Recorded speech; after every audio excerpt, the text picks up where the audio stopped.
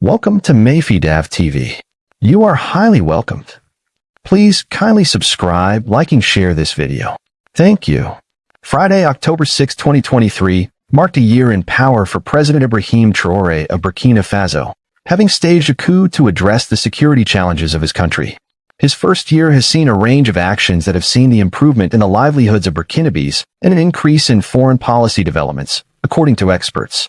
Due to his accomplishments, he is being compared to Thomas Sankara, a Burkinabé military officer, Marxist revolutionary and Pan-Africanist who served as president of Burkina Faso from his coup in 1983 to his assassination in 1987. Sankara was seen as a visionary in his own time, and President Traoré is seen to be following in his footsteps. According to a demonstrator, Aicha Ouegraogo, there have been a lot of changes, there are less attacks, less displaced people, and he's taking a path that's really close to my heart.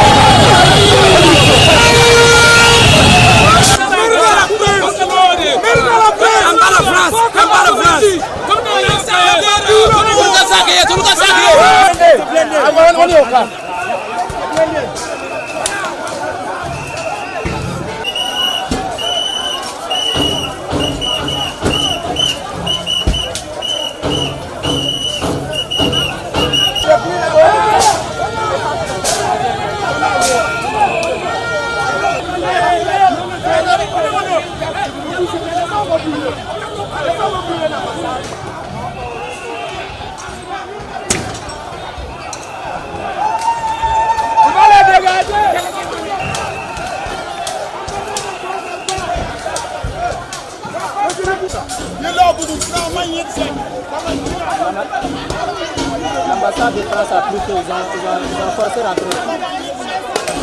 L'ambassade de France est en feu. J'ai tout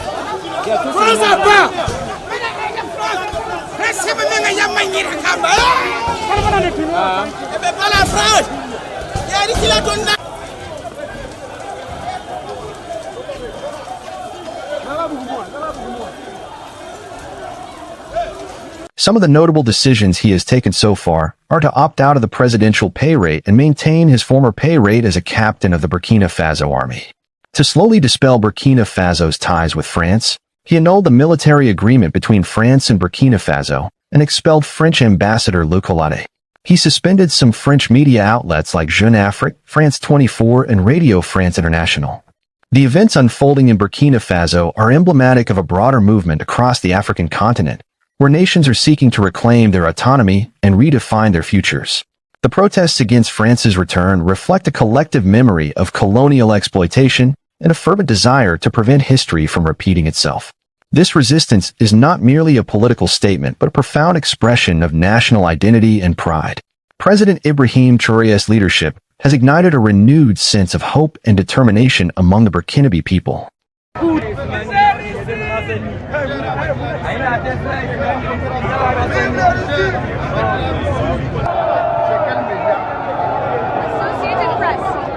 Effectivement, nous voici ici à Niamey le 27 juillet 2020.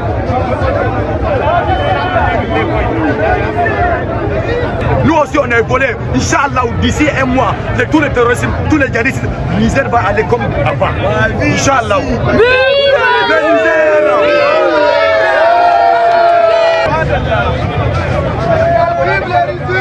Vive la Russie!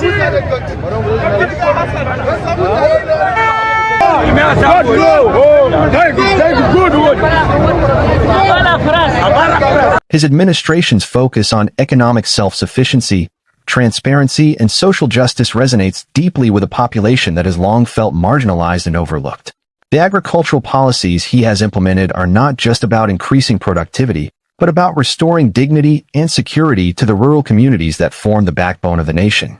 By empowering small-scale farmers with resources and knowledge, Traoré is fostering a culture of self-reliance and resilience. Education reforms under Traoré are transformative, addressing both immediate needs and long-term aspirations. By prioritizing the construction of new schools and improving educational access for all, particularly girls and marginalized groups, his administration is laying the groundwork for a more informed and empowered populace. The emphasis on teacher training ensures that the quality of education is improving, creating a more robust and capable workforce that will drive future economic growth. Infrastructure projects spearheaded by Traoré are not merely about physical development, but about connecting communities and enabling economic opportunities. The new roads and transportation systems enhance mobility, facilitating trade and access to markets, which are essential for economic vitality. The international airport in Ouagadougou is a symbol of Burkina Faso's potential, opening new avenues for tourism and international commerce that will inject much-needed revenue into the economy. The anti-corruption measures introduced by Traoré are restoring faith in public institutions. By holding public officials accountable and fostering a culture of transparency, his administration is building a government that serves the people rather than exploiting them. This shift is crucial for long-term stability and development, as it creates an environment where citizens trust their leaders and feel confident in the integrity of the system. Healthcare improvements are a testament to Traorè's commitment to social welfare. By expanding access to medical services and improving healthcare infrastructure, his administration is addressing critical public health issues. The reduction in maternal and child mortality rates is a significant achievement, reflecting the effectiveness of targeted interventions such as enhanced prenatal care and vaccination programs. Universal healthcare coverage is a bold and ambitious goal, but it is essential for ensuring that all citizens have access to the care they need. Traoré's environmental policies are positioning Burkina Faso as a leader in sustainable development.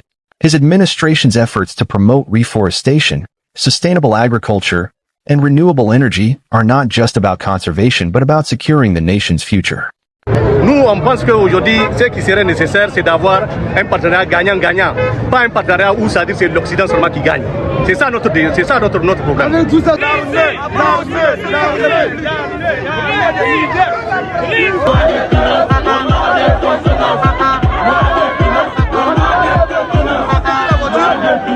These initiatives are crucial in a region where environmental degradation and climate change pose significant threats to livelihoods and stability. By balancing economic growth with environmental stewardship, Traoré is setting an example for other African nations to follow. The empowerment of youth and women is central to Traorè's vision for Burkina Faso.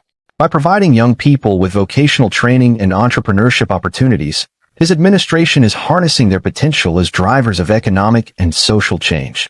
The focus on gender equality is also transformative, ensuring that women have equal access to education, healthcare, and economic opportunities.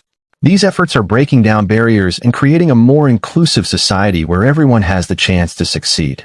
The protests against France's return have highlighted the complex interplay of domestic and international factors shaping Burkina Faso's future. The public outcry is a clear indication that the Burkinabé people are not willing to accept foreign intervention that undermines their sovereignty. The government's response, balancing caution with firmness, reflects the delicate nature of the situation. Diplomatic dialogues with French officials are ongoing, and the outcome of these negotiations will have significant implications for the country's trajectory. Economic and social implications of France's return are profound. While French investments in aid have the potential to support development projects, there is a deep-seated fear of exploitative practices and loss of autonomy. The Burkinabé people's demand for greater control over their destiny is a powerful reminder of the importance of respecting national sovereignty and fostering genuine partnerships based on mutual benefit. The future of Burkina Faso, in the face of these challenges, will depend on the ability of its leaders to navigate the complex dynamics at play. President Traorè's leadership will be crucial in guiding the nation through this period of tension and transition. His administration's focus on sustainable development, good governance, and social welfare provides a strong foundation for building a resilient and prosperous future. The situation in Burkina Faso also underscores the broader need for a re-evaluation of foreign interventions in African countries. It highlights the importance of fostering relationships that prioritize the needs and aspirations of the local population rather than the interests of external powers. By addressing the root causes of instability through inclusive and sustainable development, African nations can build a future where they are truly in control of their destinies. In this pivotal moment, the actions of the Burkinabé people and their leaders will have far-reaching implications.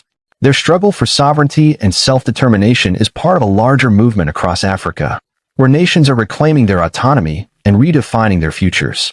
The resilience and determination of the Burkinabé people serve as an inspiration, demonstrating that a better future is possible through collective action and visionary leadership. Burkina Faso's journey towards independence and self-reliance is a testament to the power of the human spirit. The challenges they face are significant, but so are the opportunities. Under President Traoré's leadership, the nation is poised to navigate these challenges and build a future that reflects the hopes and dreams of its people. The road ahead may be difficult, but the resilience and determination of the Burkinabé people will undoubtedly lead them to a brighter and more prosperous future.